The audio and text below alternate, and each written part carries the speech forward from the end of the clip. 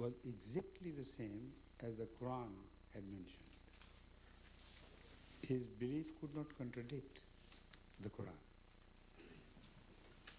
Not in a single hadith we find Rasulullah mentioned that Jesus did not die upon cross. He did not even go through the suffering upon cross. He was lifted to the fourth heaven by the angels, and he did not die. This concept about Jesus' life, which you read in the medieval literature or medievalist scholars of today, is totally absent from any book of hadith. To this we have been drawing the attention of all the Muslim world. Why don't you search hadith for that view about Jesus which you hold? You have a belief which is not mentioned by hadith and which is not mentioned even by implication in the Holy Quran. On the contrary, verses were revealed to Hazrat Muhammad Rasulullah sallam, which continuously spoke of Jesus' death. And strangely, these verses outnumber all verses which speak of the death of other prophets.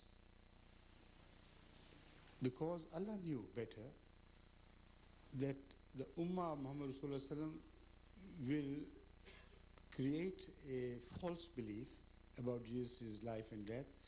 So the Quran, foreseeing it, mentioned his death so clearly and positively that anyone who is not influenced by his forefathers or by the mullahs, if he reads those verses of the Quran directly, I'm sure he can get no other message than the one I'm delivering. Death of Jesus, corporal body of Jesus, we mean, and his spiritual rise to Allah. These are two things which are constantly mentioned in the Quran.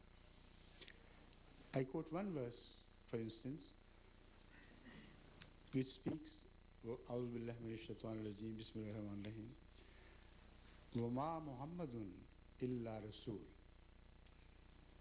قد خلت من قبله الرسل. The meaning is Muhammad is no more than a prophet, and all the prophets before him have passed away. Was Jesus before him or not? So by the time this verse was revealed, he must have passed away. And that is exactly the influence which was drawn by Sahaba, particularly by Hazrat Abu Bakr, after the demise of Hazrat sallallahu alayhi wa sallam. Hazrat Umar almost lost his senses when he heard about the death of Rasulullah sallallahu alayhi wa sallam. He went to the mosque and collected around him an assembly of Sahaba who were also dazed. And he was delivering a speech there and claiming that whoever dared to declare that Muhammad Rasulullah sallam is dead, I'll kill him with this sword of mine. At that time, Abu Bakr, hearing of this, went to the mosque and began by reciting this verse. وَمَا مُحَمَّدٌ إِلَّا رَسُولٌ قَدْ خَلَتْ مِنْ قَبْلِهِ الرُّسُلُ أَفَإِن مَّاتَ أَوْ قُتِلَ انقَلَبْتُمْ عَلَىٰ أَعْقَابِكُمْ. Hazrat Umar reports this tradition which I'm going to tell you. He says, when Abu Bakr recited this verse, I had an impression that as if it were revealed today, that day. I had never thought of the meaning of this verse. And for the first time, I was so profoundly convinced that Muhammad Rasulullah sallam must have died because he was no more than a prophet, and all prophets before him had died. This shock made him swoon, and he dropped senseless at the same place where he was claiming that this sword will kill anybody, this sword will kill anybody who claims to the contrary. So this is one a single verse which I have quoted. Any Muslim with any common sense, without being prejudiced by the mullahs, if he just considers this verse, he will be convinced that Jesus is not alive anywhere in the heaven. Only then he will begin to see the day of light of day. Where in heaven? Why? It's amazing.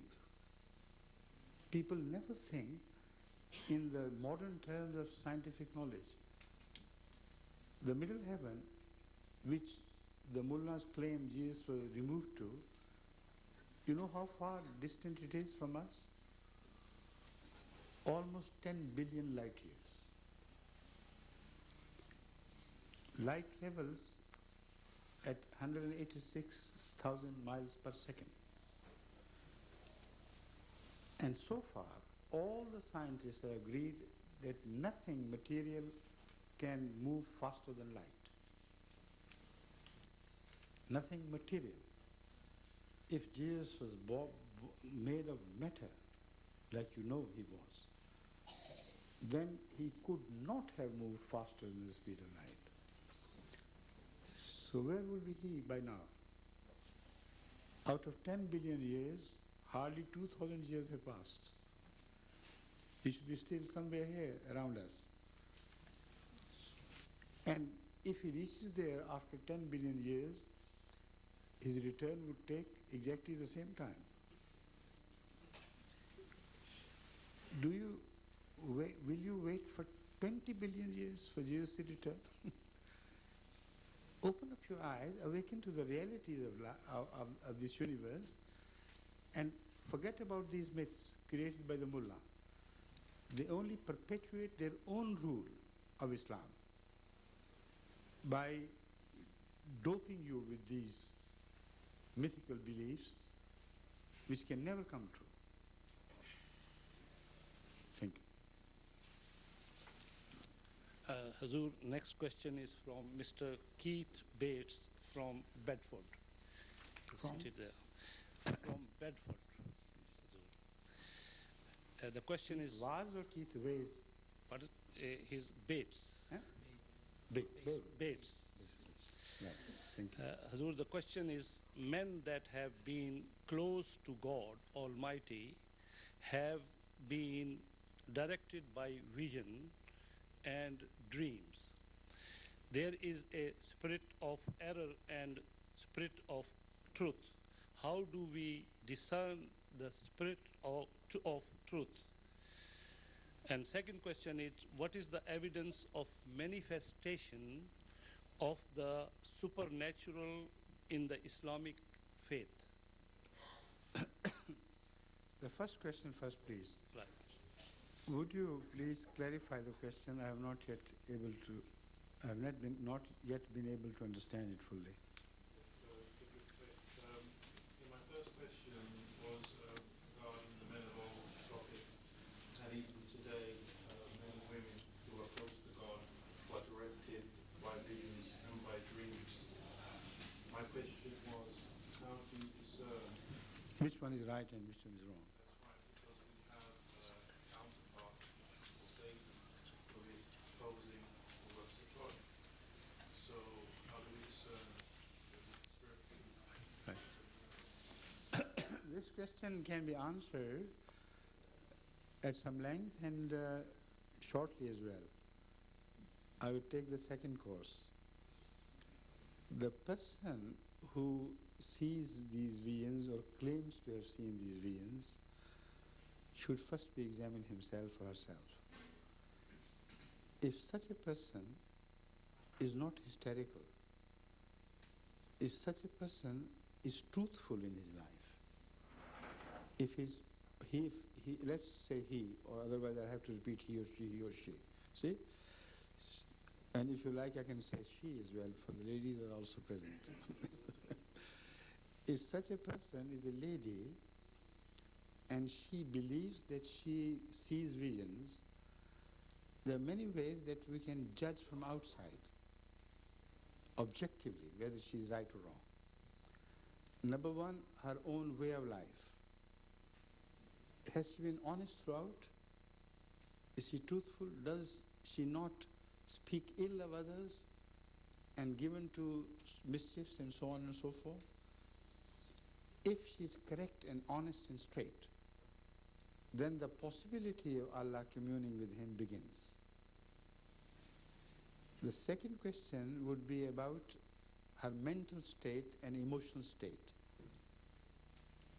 If she is suffering from the loss of some dear one, if she has lost her emotional balance and begins to see visions of that person or visions from God that he is good and he is all right,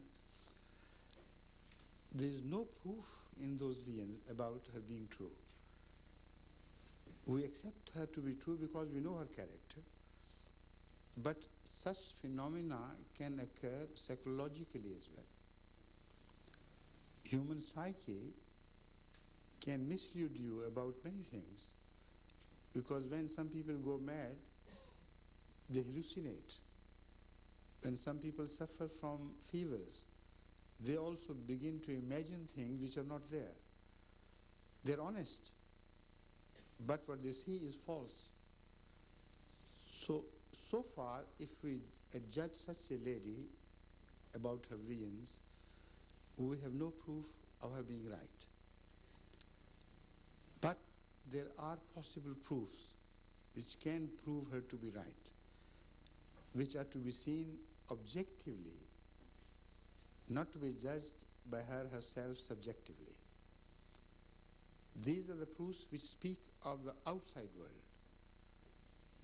If she sees a dream that that thing and that thing will happen,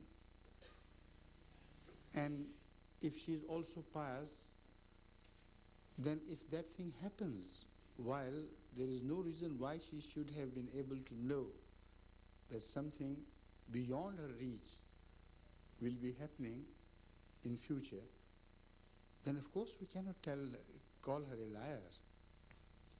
Then this vision or this dream or this revelation could be from God. The second way of judging these things is that when she speaks of such visions or revelations, does she have those visions, revelations about the goodness in man, about improving the quality of man as such? And yet it speaks of some prophecies which become fulfilled. Then you should take that prophetess seriously, because then she's not concerned with what happens to her.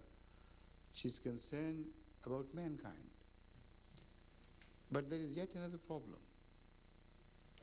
If God is telling her to tell the mankind to change their ways and behavior and tell them that she is speaking from God, she should also one other sign of her truth, that people should turn deadly against her. Because it always happened in the case of true prophets of God. Not one was spared. Look at Jesus, Christ peace be upon him. He delivered a message which was so innocent and so godly in character. His message wanted to convert a hard-hearted society into a very soft-hearted, sacrificing society. If somebody strikes you on one cheek, offer the other. What is wrong with this message? Why should it infuriate others? But he was one of those prophets against whom the entire Jewish society turned with such viciousness. They wanted to undo him, his message, the people who believed in him.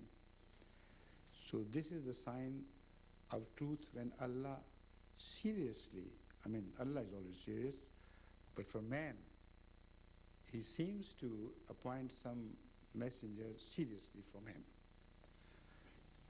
They're all opposed without fail. Search far and wide in the religious history of all the world. This is the message which you'll receive from everywhere. Their being opposed is a sign of their truth, the ultimate sign of their truth. If you deliver a message and people around you think you are a very godly person and begin to respect you, then you might as well be motivated by your inner interest and you may be telling lies. But if you deliver a message from God and you know that the society will turn bitterly against you, you will be punished for that message. If you remain steadfast, despite this, no sane man can call you a liar. Because a liar always lies for gains, not for punishment. So this is the ultimate proof of a person receiving messages from God, that he is the first subject of that persecution or object of that persecution, and as such he becomes witness to the reality of God as well as the truth of a message from on high. Thank you. The next question from Miss. Huh? Oh, I'm sorry, second question. Yes, Hazur. You have a second question too? Yes, please. Thank you. Hazur, second question is, what is the evidence of main manifestation of the supernatural in the Islamic faith? Supernatural. There is nothing supernatural in Islamic faith. Those who believe there is, ask them this question. I believe there is no supernatural in religion because nature is created by God and man is created by God. Faiths, religions, etc. are created by God. How would he contradict his one creation and to make it oppose the other creation? It's not possible. Sometimes we fail to understand why a thing happened which normally does not happen. If we fail to understand that, that is supernatural. No more. But a time comes when we begin to understand that. This is how the science is proceeding. All that man could not understand before, a large number of that unknown is becoming known through scientific investigation. So if without this knowledge which we possess today, somebody had shown some scientific miracle, people of that age might have adjudged it to be supernatural. But the supernatural of the past becomes the natural of tomorrow. I mean, the supernatural of yesterday becomes the natural of today. This is how it goes on and on. Thank you. So next question is from Miss Sumaya Pili Hoska from North London. Yes. She's there. We had a question from you last time as well, and this morning somehow I suddenly remembered you, and there you are. Thank you for coming again. Hazur, question is, I am an artist. Is it haram, that's say unlawful in Islam, to paint pictures other than Islamic ones? That is to say... No, it's not haram. What is haram is to paint imaginary gods which do not exist.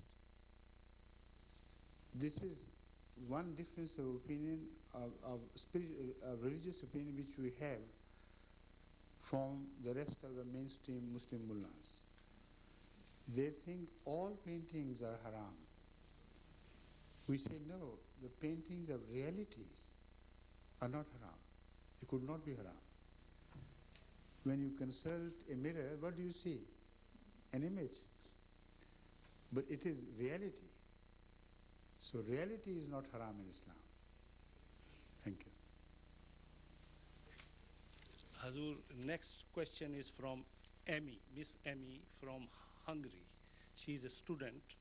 From? Hungary. Amy, her name is. She speaks English well? Understands English? She well? has written in English, Hazur. I haven't Herself? talked to her. Yes, herself. You know her handwriting? No, I don't know, Hazur. You think she has written herself? I think so. Yes. Miss Amy, can you understand English well? Thank you so much. Now I can answer you freely, please.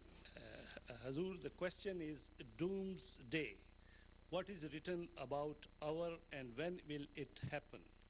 As a Catholic, I am told that it will happen at Jesus' second coming. What will happen? Doomsday. Doomsday. Doomsday. The doomsday. No.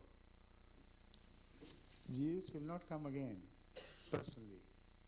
So you feel relaxed that the doomsday will never happen. Thank you. Hazur, second question is, may I put second question? Please. That what signs were given to us to believe 100% that promised Messiah is the real Messiah and not Jesus himself? Real Messiah, Yes. in what sense? Bodily, physically? She hasn't written that, Hazur. But we do not believe the promised Messiah to be a reincarnation of Jesus Christ. If you think so, you have misunderstood. Nobody who has returned to his Lord can ever return to this earth. Nobody has ever returned to this earth from bygone people.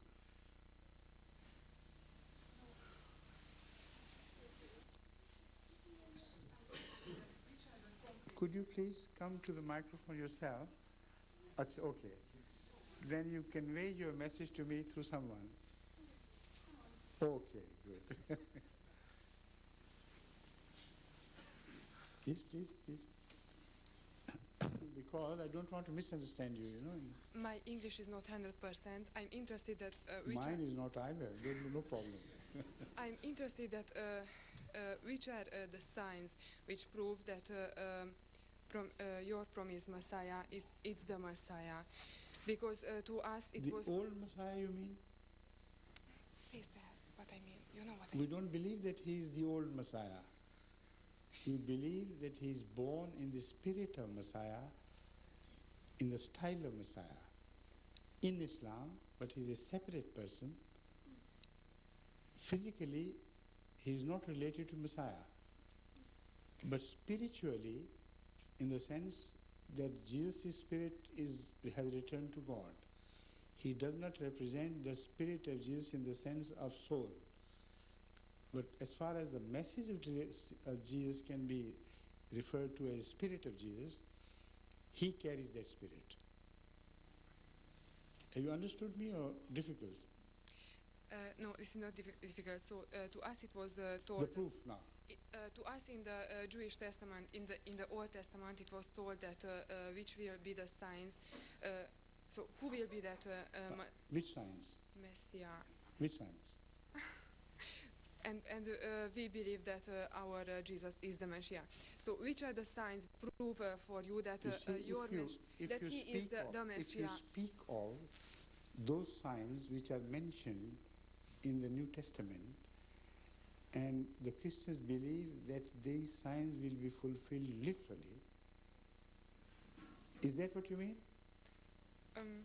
Sorry, let's leave it. We are not talking of those signs at all, which can be understood literally from the New Testament.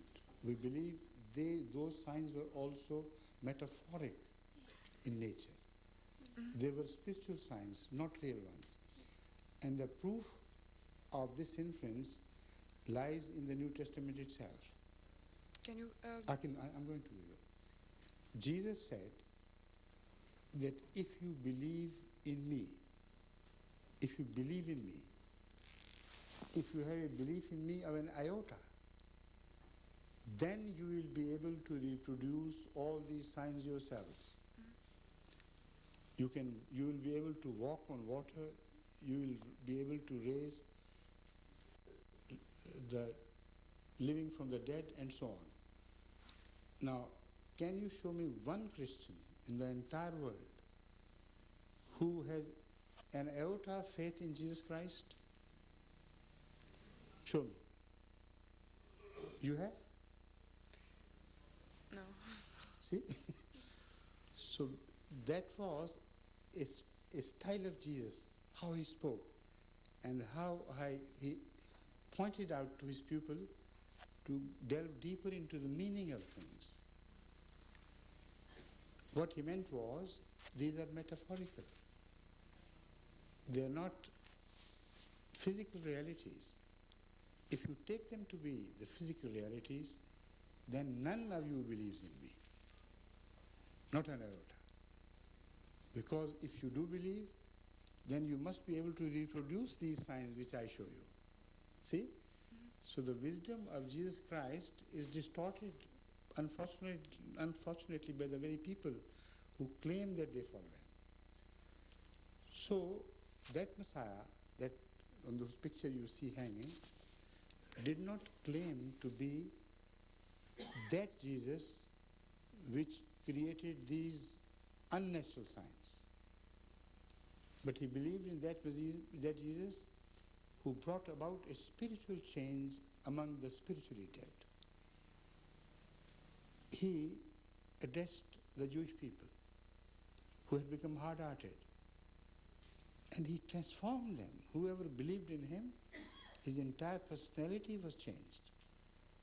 This is the meaning of bringing to life the dead. And so on, the Prophet Messiah went on explaining all these things. But there are other signs as well which can see objectively by outsiders. And there are so many which can prove that this man was right when he claimed to be a Jesus as if he had returned. As if he had returned. Because whatever happened to Jesus in earlier days, that exactly happened to him in the latter days. That is similarity. For instance, Jesus was raised among the people of the book. And to begin with, they all rejected him. Mirza Ahmad of Qadian was raised among the people of the book, the Quran.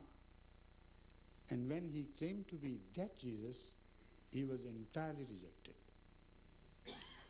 Some of the objections raised against old Jesus were also material misunderstandings or literal misunderstandings. Exactly the same objections were raised against the founder of the Ahmadiyya community. One of those objections was that the Jewish people expected a Messiah with a crown over his head, a king in the material materials or political sense. He was to be, they thought, a monarch who would sit on a throne with a real material throne.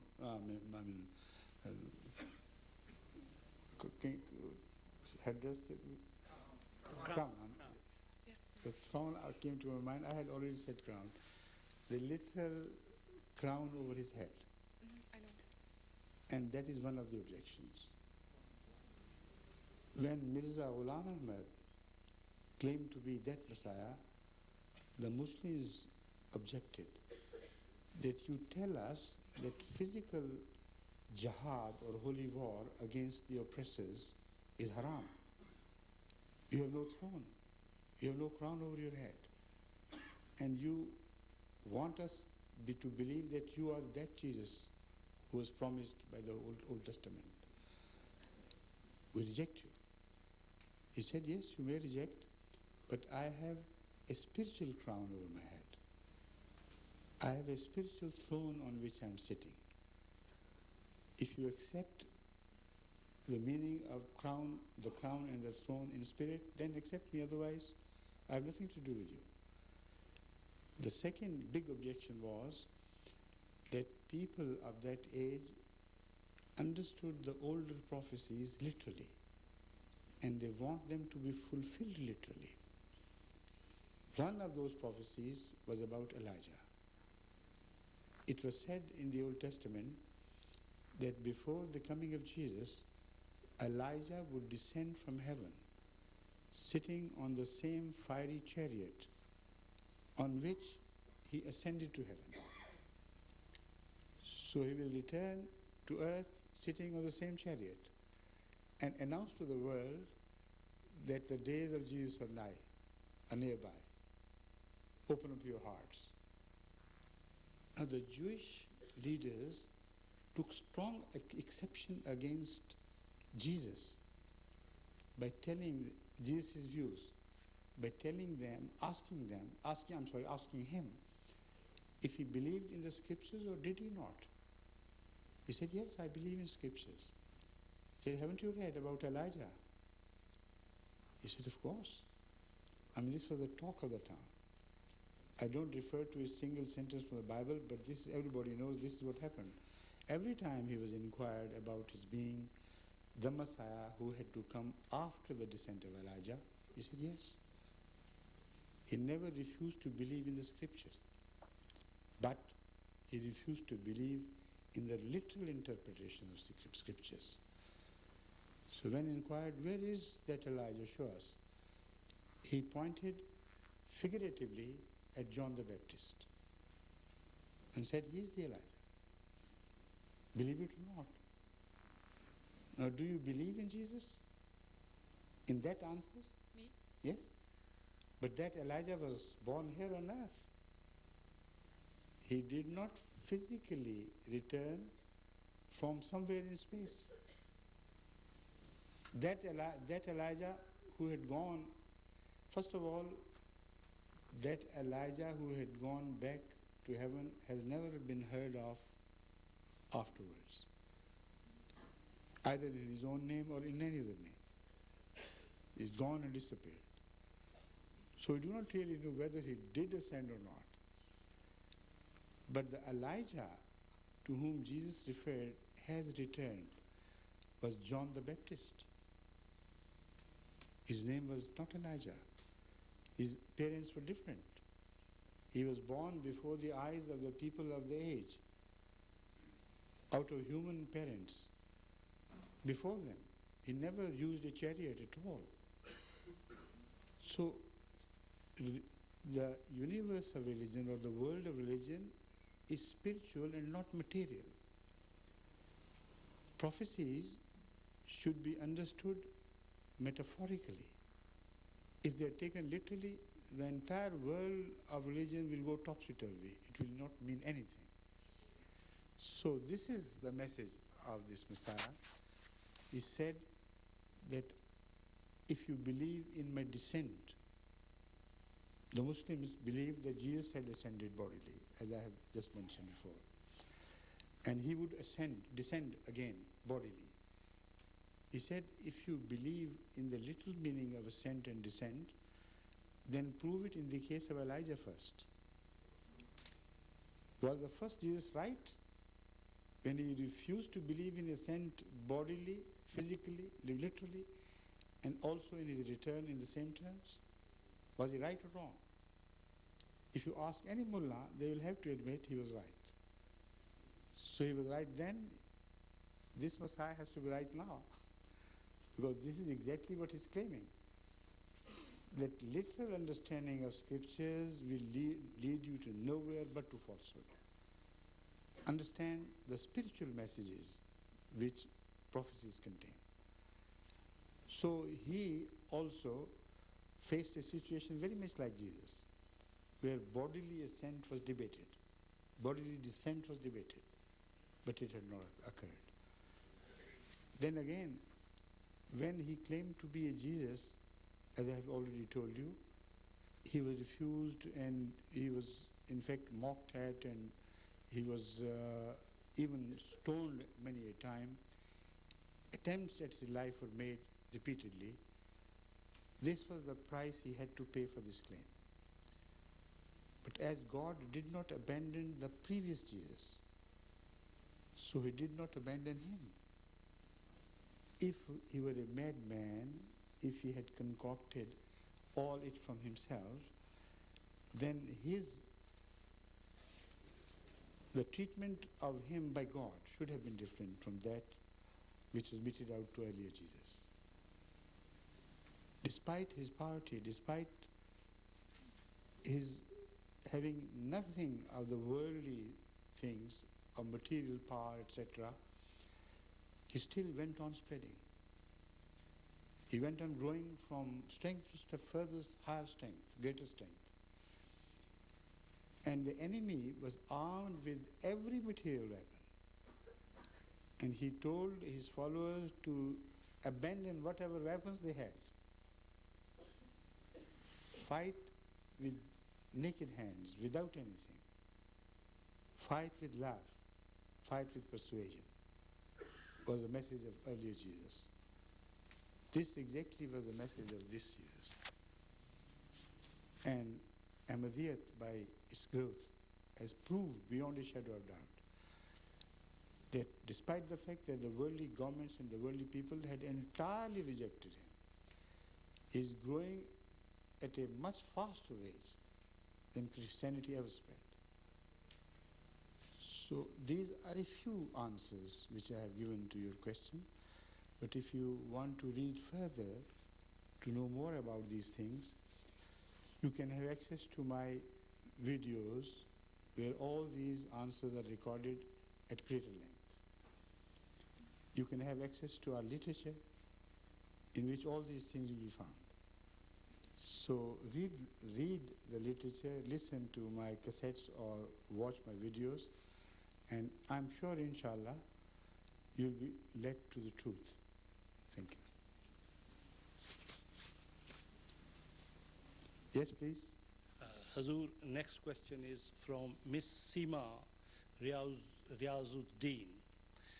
Can an imam lead the Friday prayer at two different places on the same day? Not physically.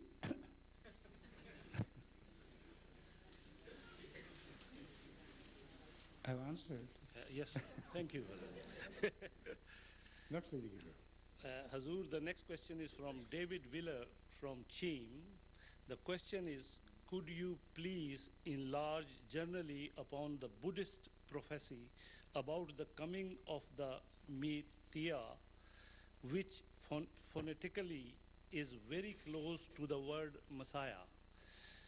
Is there a connection between the two? And do you think Buddha's prophecy has been fulfilled? Yes. It has been fulfilled twice, not once. First of all, then when he prophesied about Mirza, there was no sign of any Jesus Christ in the world of Buddhism. He was not even born. This prophecy was made around 500 or 550 years before the advent of Jesus. And he claimed that the new Buddha would be Mirza. And he also claimed that he would be a foreign Buddha. He would not belong to our people and our race.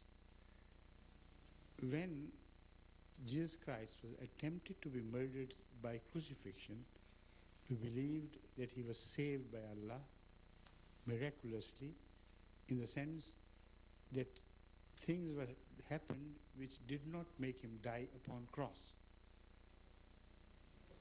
And God so managed that he was kept for 3 days and nights in a sepulchre where he did not lie as dead but as deeply wounded. The proof that he was still deeply wounded is found in the New Testament itself, where it is related that many potions were made, with many herbs included in those. And those potions were applied to his wounds. No man with an iota of sanity would apply potions to a dead man and his wounds. So that positively shows that those who were the first witnesses, his disciples, some of them, not all of them knew where he was buried, personally knew that Jesus was not dead. Or such ointments would never have been prepared, such ointments would never have been applied to him.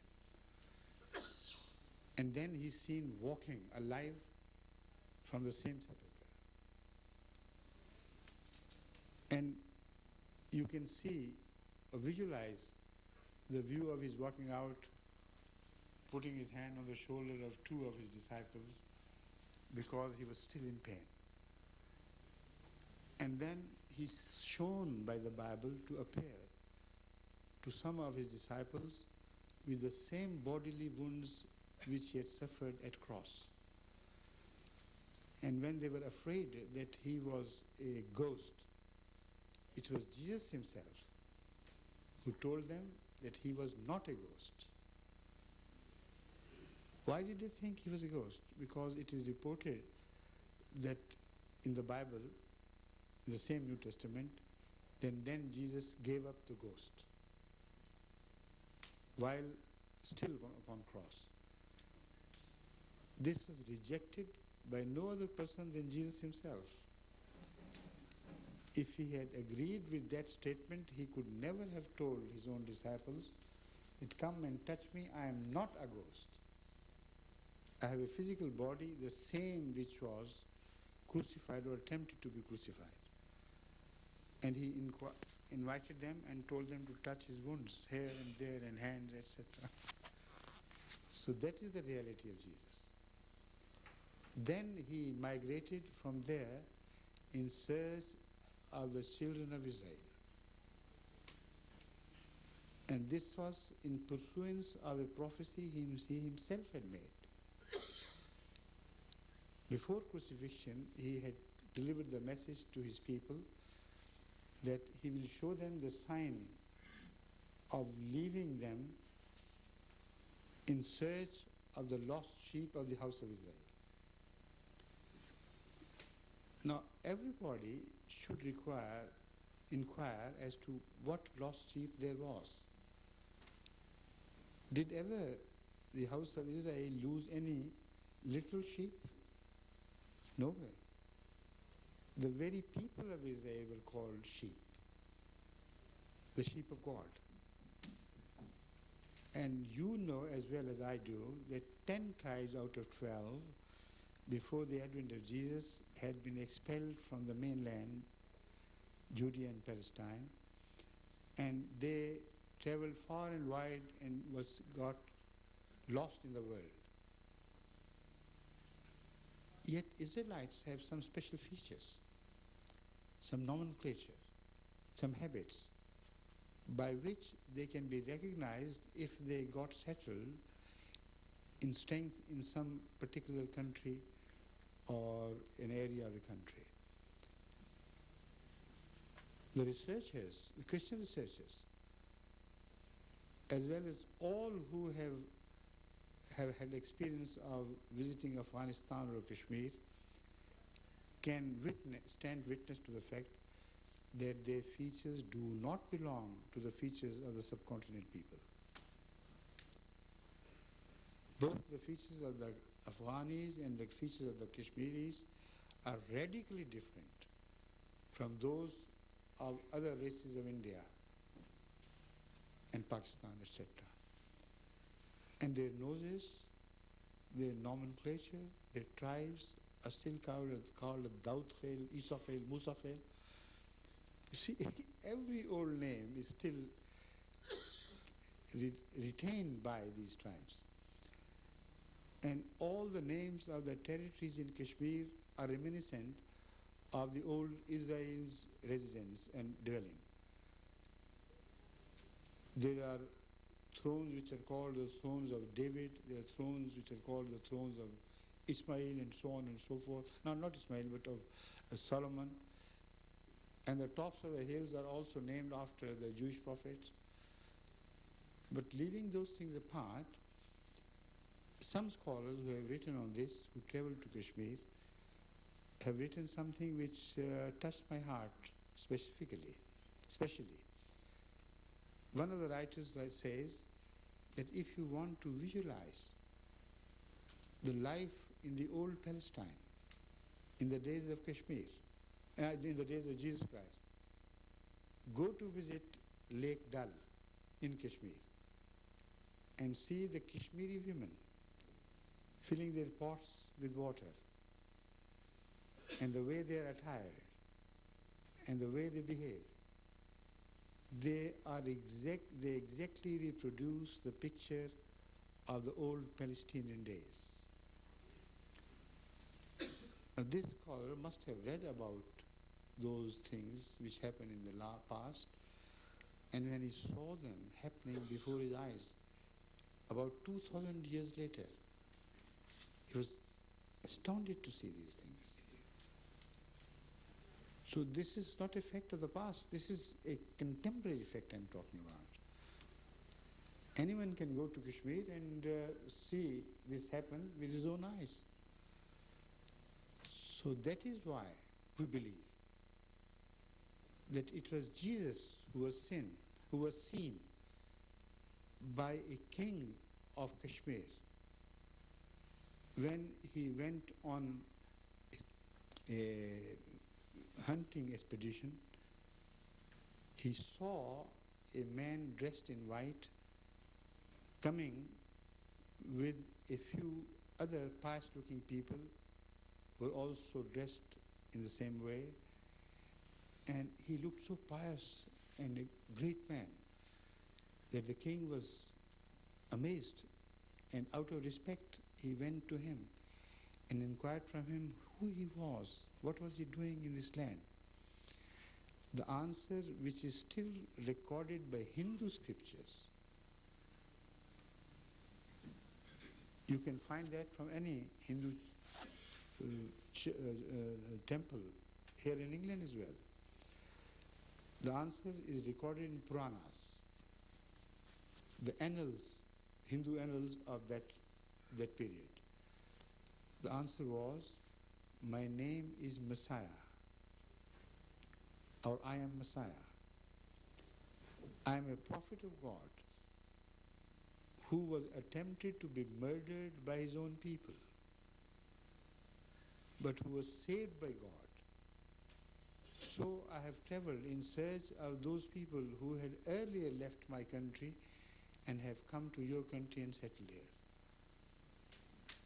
This is the prophet which is mentioned as Mirza, foreign prophet, by no other person than Buddha himself.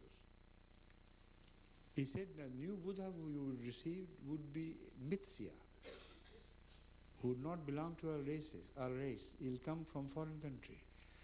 But he will be the Buddha of 500 or 550 years from now. I don't remember exactly, but I think it is 500 years from that period.